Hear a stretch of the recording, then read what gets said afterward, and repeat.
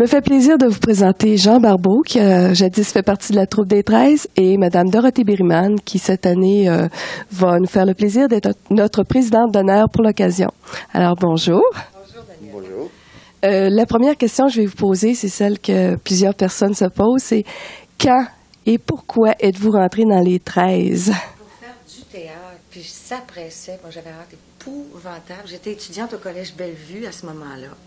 Et pendant l'été, j'avais travaillé au ministère du Tourisme, au bureau du ministère du Tourisme, qui est situé sur la rue en face du château. Saint-Anne. Saint-Anne. Puis j'avais rencontré Micheline Dumont, qui était la blonde à Raymond Bouchard. Puis j'y avais dit ça, que je voulais faire du théâtre. Elle a dit, moi, mon chum, il dirige une troupe à l'Université Laval. Puis on prend juste des étudiants de l'université, mais peut-être qu'il accepterait que tu passes une audition, puis peut-être que si tu passes l'audition, il t'accepterait dans la troupe. Alors, au collège, j'avais joué, moi, dans la cantatrice chauve, fait que je me suis présentée avec ça, avec cette audition-là, Mme Smith, puis c'était très sérieux. Il y avait Jacques-Henri Gagnon qui était là, Marc Doré qui était là, Jean-Guy qui était là, tu sais, les professionnels de Québec. Puis c'était vraiment très, très, très sérieux. Nous, on était assis dans la salle, on voyait les auditions de tout le monde. Et puis, quand c'était notre tour, on passait. Puis j'ai été acceptée, et puis ça a été le début d'une aventure extraordinaire dont je garde le plus merveilleux souvenir. Ça a été très le fun. Donc, votre première année, ça a été en quelle année? 67. 67? C'est pas grave. Comme je dis tout le temps, 67, l'année de l'Expo. J'étais allée à Montréal dans l'été voir l'Expo, puis après ça, j'étais rentrée au 13. Et vous, M. Barbeau? Moi, c'est ça. Je suis rentré au 13 en 67. J'arrivais du collège de Lévis, où j'avais fini mon cours classique, où j'avais fait du théâtre là-bas. Mais surtout où j'en avais écrit. Avec la petite troupe du collège qui s'était formée, il y avait des gens comme Jacques Lessard, qui est bien connu à Québec. Alors, on avait fait du théâtre ensemble, mais on ne faisait que de la création, c'est-à-dire qu'on jouait des textes qu'on écrivait à 2 ou à 3. Et on avait même gagné le Caïn Babel, c'était Caïn Babel, oui, ça c'était au collège de Lévis. On avait gagné un petit trophée pour le festival de théâtre des collèges classiques de la région de Québec. Alors, naturellement, quand je suis arrivé à l'université, j'ai cherché, j'ai dit, il y a une troupe de théâtre ici, puis je suis allé m'inscrire comme auteur. Puis je me souviens, la première journée, la première réunion qu'il y a eu, alors les gens se présentaient, donnaient leur nom. Toi, ta présentation. Donnaient leur nom et leur... Laisse donc faire. C'est ça, leur nom, leur expérience. Et moi, j'ai dit, je m'appelle Jean Barbeau, je suis un auteur, puis j'écris des pièces qui font le délice de mes poubelles. Moi, je m'appelle Jean Barbeau, je fais des barbeaux. Non, j'ai pas dit ça. Puis t'avais la tête chaude. Ah oui, j'avais la tête chaude. J'avais travaillé l'été dans la série d'Iberville, je faisais un Indien. Alors, j'avais été complètement rasé. Alors, je commençais à avoir une repousse d'à peu près un demi-pouce sur la tête. Et c'est ça, je vais avoir un air absolument... Oui, c'est ça. C'était frappant, je voyais. J'avais l'air punk, déjà à l'époque. En avance de son temps. Oui. Puis tu t'habillais bien à la mode. Ah oui, j'ai toujours été habillé à la mode, tu sais. Toujours suivi la mode, 15 ans après. Non, t'avais les pantalons pattes d'éléphant. Ah oui, mais j'avais fait un bel été, une belle paye, puis je m'étais habillé, probablement. Pour une fois avec goût. Déjà au professionnel en plus. Hein? Oui. Mais c'est rare, hein? Je pense que se présenter comme auteur, est-ce que ça aurait été la seule fois que quelqu'un s'est vraiment présenté la première fois, dire moi je veux écrire pour les 13 comme auteur? Un des créateurs des 13, Jacques Dufresne, est un auteur. Duchesne Dufresne, je suis toujours mêlé. Excuse-moi, Coco. Puis il y avait Jacques Jacob aussi. Oui, Jacques Jacob aussi. Qui à l'audition, il nous avait présenté un de ses textes qu'il avait écrit. Te souviens-tu, il y avait du sang. Ah oui, c'était une espèce de texte d'horreur. Je ne veux pas dire que c'était un mauvais texte, mais je veux dire c'était une histoire d'horreur. Je pense que l'an 50 est meilleur. C'était un beau groupe. Il y avait Normand aussi qui est arrivé cette année-là, Normand Chouinard. Oui. La même année que nous autres. Mais c'était l'esprit aussi, qui avait plein de gens qui arrivaient, et ces gens-là voulaient faire de la création. Parce qu'avant, avant qu'on arrive, les autres gens, bon, je sais pas, il n'y a pas eu beaucoup de création, je pense, avant au 13. Il y en a sûrement eu. Mais on jouait des pièces. C'est-à-dire qu'on a fait un peu le passage. Ouais. Parce qu'on a commencé en faisant notre promène donc pas toute nue. C'est vrai, oui. Après ça, on a fait le tricycle d'Arabal. Oui, c'est vrai. On a fait Andorra. Mais pendant ce temps-là, Raymond Bouchard, lui, il avait dans la tête qu'on se dirigeait dans la création. Et puis, il t'a demandé à ce moment-là de sortir, etc. Puis il t'a convaincu de sortir la pièce. Oui, on s'en allait vers la création collective avec Raymond. Puis il m'avait demandé, bon, ben, écris-nous une pièce, on va te la monter. Oui, tu es l'auteur. Ouais. Ben, etc. Tu tuais l'auteur à coup de machine à écrire. Oui, mais tu sais qu'après, les comédiens ne savaient plus quoi dire. Hein? Que t'as écrit. Vous avez gagné Oui, c'est ça. concours Il y a eu l'aventure d'Etc. Qui était très le fun. On s'est rendu à Windsor au Dominion Drama Festival. Et Dorothée avait gagné le trophée de la meilleure comédienne. Et puis Jean-Guy avait gagné le trophée de la meilleure mise en scène. Ça, on avait eu 2 trophées. Je pense que oui. Ouais. Oui. Puis il y avait Gabriel Arcan qui avait gagné meilleur acteur la même année Oui, avec c'est le vrai. Giratoire à Montréal. Oui. C'est eux autres qui avaient gagné la meilleure pièce. C'est ça, ouais. Puis il y avait... là, c'était la fois que Raymond était tombé sur scène. Ouais. Raymond Bouchard. Je sais pas s'il en a parlé, Raymond. Ah, il m'en a glissé un mot, oui. Il était dans une fenêtre. Nous autres, Ouais. on a juste Non, entendu... dans Etc., il était son rôle, c'est l'électricien. Il était dans une échelle pour aller jouer dans les spots. Là. Je pensais que c'était en travaillant en technique, moi, qu'il avait eu ça. Un spectacle. Nous autres, on était sur scène. Puis là, tout à coup, Raymond, lui, était derrière nous, dans cette échelle-là, qui avait soi-disant un cran de sûreté, mais qui n'était pas là. En tout cas, il était là-dedans, en train de jouer son rôle d'électricien dans la pièce.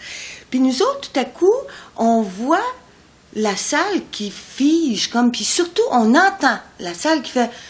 Ah! Il suivait le corps de Raymond qui tombait. Puis nous autres, on pouvait pas s'arrêter dans l'action. Puis en plus, pendant l'entracte, ça c'était juste avant l'entracte, on restait sur scène. On n'a jamais su, avant la fin de la pièce, que ce qui était arrivé à Raymond. Je pense que là, c'est un bout que toi, tu connais mieux que moi. Moi, j'étais dans la salle. Là. Oui. Alors, puis j'ai vu cette affaire-là partir, puis j'ai entendu, bon, ben moi aussi, puis Raymond, ça a donné un coup, mais Raymond s'est pas blessé. Je sais pas comment il a fait pour pas se blesser, mais je veux dire, il y a eu comme le souffle coupé à un moment donné, puis avant de finir la première partie de la pièce, il restait à peu près une dizaine de répliques, mais il y en avait 3 là-dessus à dire. Raymond a réussi à sortir ses répliques, étendu par terre avec les autres là, qui se tenaient proches. Il a fini par dire ses répliques, puis on a fini le premier acte, il a pu sortir, puis reprendre son souffle, mais il a pu continuer le deuxième acte, il s'était pas blessé, il y avait, je pense qu'il avait mal un peu partout, mais il s'était pas blessé sérieusement, mais il aurait pu se blesser. Moi, à l'entraque, j'étais blême comme un drop, je shakeais comme ça, puis d'un coup, il y a une vieille Anglaise qui s'approche avec un verre de cognac, puis elle me dit, tiens, prends ça, tu en as besoin. Mais ce qui était extraordinaire aussi, au 13, c'était, d'abord cette énergie-là de faire du théâtre, on aimait ça, on en mangeait. Je pense que les cours à l'université, c'était vraiment accessoire. C'était accessoire. On y allait quand on avait le temps, il fallait pas trop que ça nous dérange dans nos répétitions. Et puis, en même temps aussi, c'est qu'on a eu l'occasion de travailler avec des professionnels, des gens dont c'était la vie, la passion aussi. Alors, parce qu'à cette époque-là, ça correspondait à un creux à Québec, la fin de l'estoc et avant la création du Trident. Alors, les professionnels sont venus travailler avec nous, sont venus faire des mises en scène avec nous. Alors, même quand on se retrouvait à faire des créations collectives, comme Les Temps Tranquilles, qui était notre première expérience, puis peut-être une des premières, sinon la première expérience de création collective dans ces années-là, on a eu la chance de travailler avec Jean-Guy, qui était un pro, qui enseignait à ce moment-là au conservatoire, qui jouait au théâtre professionnel, tout ça. Et puis, on a eu la chance aussi d'avoir avec nous un directeur artistique qui s'appelait Laurent Lapierre, qui par la suite a été le bras droit de Paul Hébert dans la création du Trident, qui prenait vraiment son rôle au sérieux. Puis quand il aimait un spectacle, il disait, mon Dieu, on le montre. On s'organise, on fait de la publicité, c'était les conférences de presse téléphoniques, et puis on se retrouvait au Palais Montcalm avec, par exemple, le Frémont Dress. Alors, ça avait de l'envergure, c'était vraiment ce qu'il y avait, ça me donne la chair de poule d'en parler, de plus important pour nous autres. Les journaux, le Soleil puis l'Action nous suivaient parce qu'il n'y avait pas, à part les troupes de tournée, on était le seul groupe là, qui se tenait un peu de théâtre à Québec. Alors, on avait beaucoup d'attention dirigée vers nous. On avait beaucoup de gens qui venaient à nos spectacles.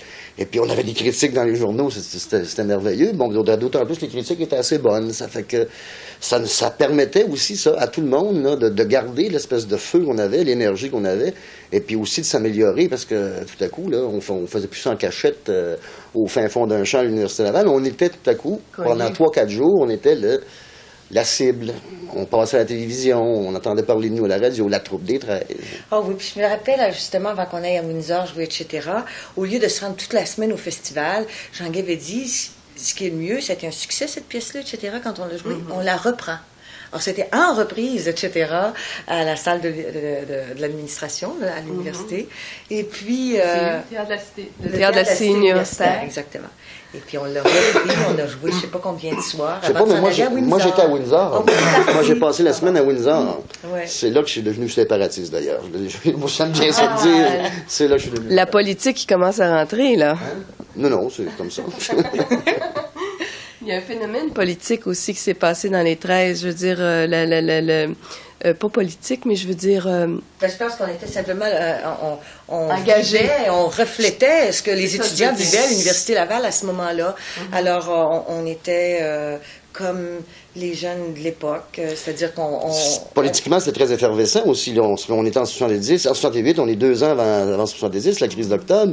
René Lévesque vient de former le Parti québécois, vient de quitter le Parti libéral, former le Parti québécois. On est évidemment... Moi, je regardais ça, mais j'étais impliqué. Je n'avais pas ma carte de membre, mais j'étais impliqué, je suivais ça. Et puis, ça faisait partie de nos préoccupations. Alors, on s'est mis à faire des spectacles le midi où on commentait l'actualité. C'était des petits spectacles minutes, là, très, très courts. C'était très rapide, on se promenait, puis on faisait ça. On en a fait aussi avec des pièces pour enfants, des spectacles comme ça. Des pièces qu'on improvisait aussi. C'était le fun. C'était le fun. C'était le bon temps. C'est encore le bon temps. C'est le bon temps qui continue. Mais c'était, pour moi, c'est ça. Mais tu sais, quand je repense à... On arrive dans un groupe, il y a toi, il y a Normand, il y a Rémi, il y a Raymond Bouchard, Jacques Jacob. Marie Spelletier, faut pas l'oublier, là. Robert Lévesque, on l'a oublié, a mal tourné, mais c'est une histoire. Mais il y avait un groupe, là, vraiment, là, puis je veux dire, à un moment donné, je me souviens, je sais pas si tu te souviens de ça, on essayait d'organiser des répétitions pour un spectacle comme on était, puis tout à coup, il y a quelqu'un qui dit, moi, en fin de semaine, je suis pas capable de répéter, parce que j'ai le congrès des jeunes libéraux. Mais tu sais, on avait regardé de travers, on dit, c'est le congrès des jeunes libéraux, mais c'est la troupe des 13, choisis. Jean-François Bertrand. Jean-François Bertrand, ben oui. C'était lui? Non. La politique m'a fait penser à Jean-François. Oui, c'est ça, en nommant des noms. Jean-François jouait avec nous autres. Oui, il jouait dans Etc. d'ailleurs, oui. Oui, puis dans notre promène dans Pas toute nue aussi que je jouais. Te souviens-tu, une fois après une répétition, je pense que c'était dans le temps d'Etc. Puis Jean-François nous invite à manger chez lui. Des TV dinner! Jean-François, son père est son père est ministre de la Justice à ce moment-là. M. Bertrand est ministre de la Justice. Alors Jean-François nous invite chez lui. Ça fait une couple de fois qu'il nous invitait. On dit, on y va. Bon, on va bien manger. TV dinner. TV dinner pour le jouer au cartes. Des ordinaires. Ouais. Mais ça a été très excitant. Puis moi, je vais revenir sur la création collective. Effectivement, c'était... le mouvement venait du théâtre dans les universités. Je sais pas comment il s'appelait ce mouvement-là. Il y avait les workshops. Tu sais, il y avait un festival à Nice. L'ACTA? Non. Tu sais, c'était un festival mondial du théâtre universitaire. Et c'est eux qui avaient commencé un peu ça. Ils étaient embarqués dans le bac du Living Theatre puis de Julianne Beck. Et ce mouvement-là venait des universités, des théâtres universitaires. Puis on était embarqués là-dedans. Raymond était très au courant de ces choses-là. Oui. Et on était embarqués aussi dans ça. Un bon directeur de troupe. Très bon. Très avisé. Oui, très avisé. Très avisé. Puis qui avait de l'envergure, puis qui avait une vraie passion. Ben, tu sais, on le voit bien aujourd'hui, encore. Non, il savait ce qu'il voulait faire. Pourquoi on était là, tu sais. C'était vraiment... on avait un rôle à jouer. C'était le fun. C'était le fun avec lui. Puis à ce moment-là aussi, au Québec, c'était la naissance de gangs comme le Grand Cirque Ordinaire, Oui. Jean-Claude Germain, puis le théâtre du même nom. Oui. Et puis c'était Michel Tremblay, puis ses belles-sœurs. Oui. Puis on était juste dans ce bouillon-là. Ah, Tu il y sais, a un on gros, est- gros bouillonnement. Ouais. C'est ça, on En faisait plus, partie de c'est ça. précurseur au niveau création collective. Ou à peu près en même J'ai temps. pas de, tu sais, j'ai pas de on a déjà statistiques. dit ça. Même au Québec, je pense que la troupe des 13 est la première troupe qui a fait ce qu'on appelle une création collective. Là, au Québec, La je parle. populariser Oui, oui. aussi. À partir d'un canevas À de partir toi. d'un canevas de moi. Oui, que tous les comédiens ont rejeté à un moment donné, mais que tout à coup, bon, en amenant d'autres idées. Mais c'est ça, on était plusieurs sur le canevas. De toute façon, je n'étais pas le seul. Oui, mais j'avais c'était travaillé à partir ça. de toi, Moi, oui. ouais. Comme tu avais fait aussi le Frémaldresse. Frémaldresse, Tu avais ouais. fait le canevas, puis tu l'avais Je l'avais dirigé, ta première mise en scène. Oui, je l'avais dirigé, le Frémaldresse, je me souviens. Oui, c'est ça. J'avais dirigé les comédiens. Puis après, Mais- tu sais, professionnellement, il m'avait dirigé, Ouais, genre, aussi. aussi dans Solange. Après. Ça, j'avais bien aimé ça. Il avait écrit la pièce, puis il avait fait la mise en scène, puis ça avait été bien le fun comment il me dirigeait. C'était très sensible. Je sais pas comment dire Ouais, mais ça. Tu m'écoutais, Oui, oui. puis tu parlais pas beaucoup. Non. Mais- Te souviens-tu aussi comment on répétait à la Aux maison? chandelles. On mettait une chandelle au milieu de la table, fermait les lumières, on allumait une chandelle. Là, Il était s'assoyait assis en en face face de de moi, moi. moi j'étais assis en face. Et puis je l'écoutais. Et puis là, ben. Puis là, il fallait qu'il me croie, tu sais, c'était ça le critère. C'était le fun. Ouais. C'était C'est vrai le que j'ai fun. déjà fait de la mise en scène. Ben oui, ben oui. On vous découvre d'autres talents. Mais Frémont Aldrich, j'aimerais peut-être que vous m'en parliez un petit peu plus. Il paraît qu'on on en a entendu parler par Normand Chouinard et puis Rémi Girard tout à l'heure, mais il n'en reste plus rien. Il nous disait justement qu'il n'y avait pas eu de vidéo, il n'y a pas eu de photo ou presque rien. Peut-être un petit texte tapé à la machine, gardé soigneusement par vous, je crois, pour une partie du texte. Là. Mais c'est quoi l'histoire de cette pièce-là comme telle? Comment ça a démarré, puis de quoi ça parlait? Bon, l'idée, on avait fait il y avait des fois dans les créations collectives des longueurs, on s'éternisait sur des choses, ça manquait de rythme. Je me dis, il y a moyen de faire d'abord une création collective qui soit drôle, puis qui ait du rythme. Alors moi, je m'étais venu cette idée de deux clubs sociaux qui se réunissaient pour concevoir... Des lions puis Kiwanis, c'est ça. Pour concevoir un char allégorique qui était censé aller défiler en France le 14 juillet. Alors qu'il devait être une image. Il devait être une image du Québec. Alors, il y avait 6 thèmes, je me souviens plus c'était quoi les thèmes. Puis, en partant de ces On discussions-là... avait des sacres, en tout cas, oui. ça, je me rappelle, c'était bon, En partant des discussions de ces 12 personnes-là, on basculait, on s'en allait dans le rêve, on faisait une scène de bar, on faisait toutes sortes d'affaires, des jeux sonores. On a fait, sur les sacres, on avait fait un jeu de baseball. Oui. Bon, les sonorités des sacs servaient aux sonorités du baseball. Le bâton qui frappe la balle, ça faisait quelque chose qui ressemblait à tabarnak, mais vite, prononcé vite. Le glissement de la balle, c'était sti. Bon, puis des affaires comme ça. Puis il y avait une fallait y partie aussi, penser. je sais pas si tu te rappelles, où on faisait une espèce de critique, de parodie, en fait, des créations collectives qui se faisaient dans ce temps-là, c'est-à-dire Oui. de tout le mouvement d'expression corporelle et de connaître ton corps. En collant. Fait En qu'on collant. était en collant noir, puis on avait Ouais. Aurore l'enfant martyr comme personnage Ouais, ouais. principal, Ouais, ouais. et puis on a fait un grand bout là-dessus. Ça, c'était Mais très drôle c'est ça, aussi. mais c'est moi qui l'avais dirigé, puis c'était simple et compliqué, mais à partir du thème char allégorique, c'était le frame. Là. On avait un... Bon. Ah, Six bref, c'était tout thèmes, en mettait les dedans. comédiens, on travaillait autour de la table peut-être 2 heures, puis ensuite les comédiens improvisaient sur ce qu'on avait trouvé autour de la table. Moi, à un moment donné, je disais, OK, ça on garde ça, ah, ça on enlève ça, ça on garde ça. On s'est fait une chose qui était, mais mon Dieu, rythmée, punchée, drôle. Ouais. Un petit peu, on avait eu un problème aussi parce qu'on avait une belle croix avec un squelette crucifié dessus, puis ça avait fait jaser un peu. Ah, ça, je me rappelle pas. Ouais. Mais Tu te rappelles de ça? Non. Je me rappelle que je faisais, moi, une imitation de Chantal Paris. Oui. Oui. Je relis ta lettre Ouais. encore une fois. Ah ouais, puis te souviens-tu aussi... Avec mes choristes qui étaient Normand Chouinard. Les cymbales... Quoi? Louis Borja? Non. Il est de Québec, il a écrit des pièces, le temps d'une pêche. Simard! André Simard.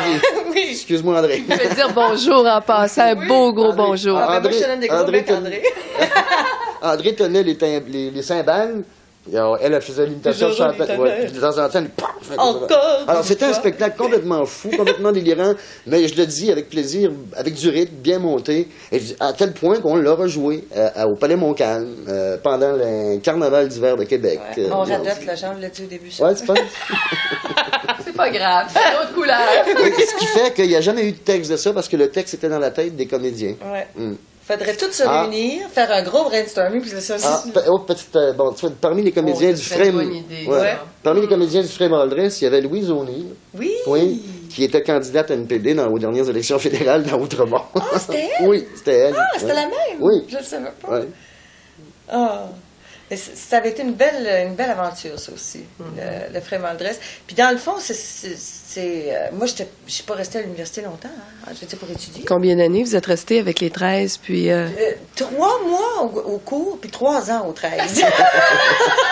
C'est à peu près, c'est à peu près la même. C'est une tradition dans les 13, je pense. C'est à peu près la même chose. Non, il y avait quand même des gens qui, Normand qui a fait son droit. Ah oui. Puis nous autres, on s'est retrouvés après ça...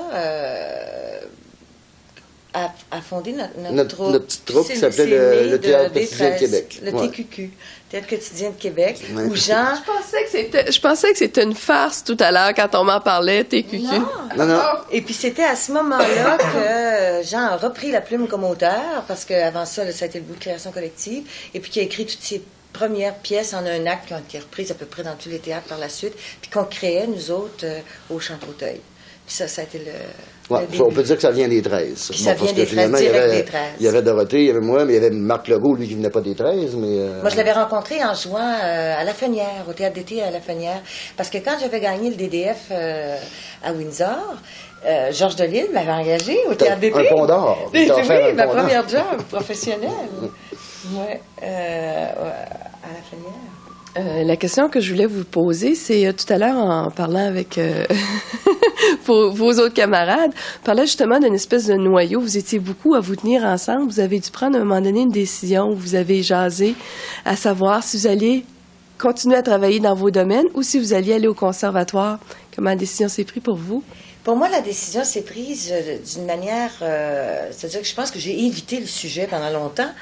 C'est que, bon, il y a eu les 13, il y a eu le TQQ.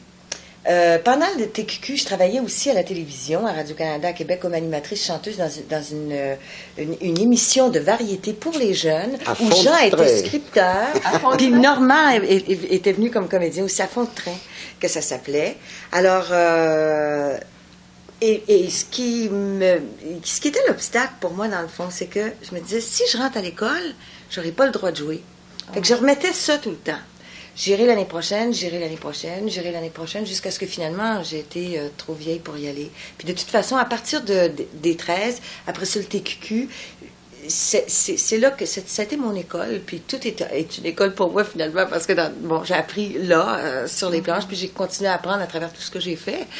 Ce qui est bien normal d'ailleurs. Puis Paul Hébert était venu nous voir au Chant-Auteuil, il était venu nous voir jouer. Et puis c'est comme ça que Jean a écrit la première pièce d'ouverture du Trident, qui s'appelait Au 71, une espèce de fresque du Québec vue à travers le bingo, qui était le fun à faire, effrayant. Puis moi, il m'avait confié Élise dans Pygmalion, qui était pour moi un gros coup de pouce au départ, oui, ça a été très fun à faire. Bon, puis moi, j'ai continué de mon côté avec... non, c'est séparé. Oui. Non, mais le TQQ, Albert Miller, un soir, était venu nous voir jouer, puis il m'avait demandé, t'aurais pas un projet pour le Théâtre populaire du Québec? Puis j'avais un projet, puis ça a été bien Jean-Guy était avec nous autres au TQQ aussi. Jean-Guy était avec nous autres, Raymond est venu jouer aussi. Raymond est venu jouer, ouais. C'est vraiment formidable. Oh, c'était...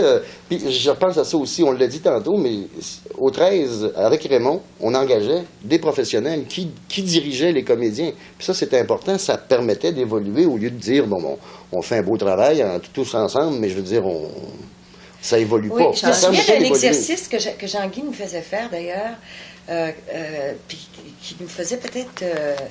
éviter ce qui arrive des fois quand tu joues un spectacle longtemps puis que tu es amateur. C'est-à-dire que tu deviens... Il y a le danger de devenir une caricature, peut-être. De devenir une caricature de toi-même à force de jouer quand tu n'as pas le métier. Un peu, là, oui. Puis je me souviens, moi, d'avoir travaillé avec Jean-Guy, puis qui lui disait, bon, ben là, couchez-vous par terre, on ferme les lumières, dites-le pour vous-même. Tu sais, il nous faisait retourner à ce que c'était pour nous autres à l'intérieur et à une espèce de calme sans performance. Puis c'est quelque chose que je fais encore aujourd'hui. J'ai gardé ça, ce petit truc à Jean-Guy dans le temps, qui était plus qu'un truc, dans le fond, c'était la vraie vie. C'est comme un peu une relaxation, mais de revenir à soi et non pas de jouer toujours un rôle et puis d'une espèce d'excitation tout le temps là, par rapport à un personnage, c'est ça? Est-ce que j'ai bien compris? C'est-à-dire qu'il y a un danger, des fois, quand tu es amateur, ça peut guetter le professionnel aussi, mais lui, il est supposé de savoir quoi faire avec ça, de répéter ce que tu as fait la veille plutôt que de retrouver à chaque jour ce que c'est, parce que ça change à chaque jour aussi, c'est la vraie vie. Alors, pour se prévenir de ce danger-là, Jean-Guy, d'abord, il nous en a mis conscients de ça, de ce danger-là. C'était des choses comme ça qu'on apprenait avec lui, plus que ça, mais ça, entre autres, que je retiens comme quelque chose de précieux. Et mon Dieu, vous avez eu tellement de belles expériences dans ces années-là. Il faut dire que nous aussi, ça va bien. On a des belles... Compter, toutes les années, tous les gens, dès qu'on contacte les gens pour les 13, c'est toujours là les étoiles devant les yeux, là, dans le sens, le bonheur de parler des 13. Moi, je pense que, au nom de tout le monde, je vais vous dire merci. Un gros merci. Plaisir. D'avoir été là ce soir, puis d'avoir été là dans les 40 ans des 13, ça nous ouvre la voie. Ça montre que ça avait raison que M. Duchesne... C'est moi qui t'avais dit, là. Mon directeur, il va me dire, tu t'es encore trompé, Daniel. M. Duchesne a parti quelque chose qui avait raison de continuer, puisque dans ces années-là, il y a une formidable pépinière de gens qui sont, si on peut dire ça comme ça, pépinière de gens qui sont sortis des 13. Et puis, ça n'a pas jamais lâché. Pépinière de talent. De talent, c'est ça. Des brochettes. On est vraiment fiers de vous avoir dans le passé des 13, puis dans le présent, parce que c'est le présent maintenant aussi, là, dans les 40 ans. Alors, vous allez continuer à écrire? Oh, je continue toujours à écrire, moi. J'espère. Plus que jamais. On va se tenir en contact toujours pour les 13. Oui. Vous allez toujours nous faire des beaux rôles? Oh, mon Dieu. J'aime encore ça plus que tout. Puis, c'est sûr que c'est bien important. Je suis contente d'avoir pu vivre cette expérience-là des 13, d'avoir vécu cette espèce d'intensité de la création, puis du travail d'équipe. Vous avez participé fortement à l'évolution de la vie théâtrale à Québec, c'est pas au Québec. J'ai l'impression que si on n'avait pas eu les 13, on se serait retrouvé dans le théâtre, mais ça aurait pris peut-être beaucoup plus de temps. Parce qu'on a vraiment fait des classes au 13. On a vraiment appris des choses. Moi, je n'étais pas comédien. Alors, moi, je travaillais surtout. Je travaillais sur le son, sur l'éclairage, peinturer les décors. Puis c'est peut-être bête à dire, mais c'est bon de connaître les coulisses. C'est bon de savoir comment ça se monte une pièce. Ça, en tout cas, pour un auteur, pour l'écriture, ça aide beaucoup à écrire. Puis on a fait bien des beaux parties le fun. Ah, aussi. Qui duraient tard, puis qui duraient longtemps, puis des fins de semaine complètes. Mais ça fait, beau groupe. ça fait partie de la création, ça. Ouais. Ça fait partie de la création. Oui, ça fait partie de la création. Aujourd'hui, on est trop vieux pour faire ça. Oh, ben. Pas sûr de ça. Pas d'accord du tout. Puis on parle beaucoup de ceux qui ont continué comme professionnels plus tard, mais tout le monde qui était là au 13, je me souviens d'Esther Baudette, Suzanne Lemire, Louis Borja, Caracachi Piripipipi, qui c'est qui disait ça? Je me souviens pas. Mais en tout cas, Beauregard. Je me souviens pas. Luc. Non. Luc Doucette. Luc Doucette, oui. Ouais. En tout cas, c'était un beau groupe. Tout le monde était bien le fun. Bien, on pourrait continuer toute la soirée comme ça, mais je pense qu'on va arrêter le visionnement pour l'instant.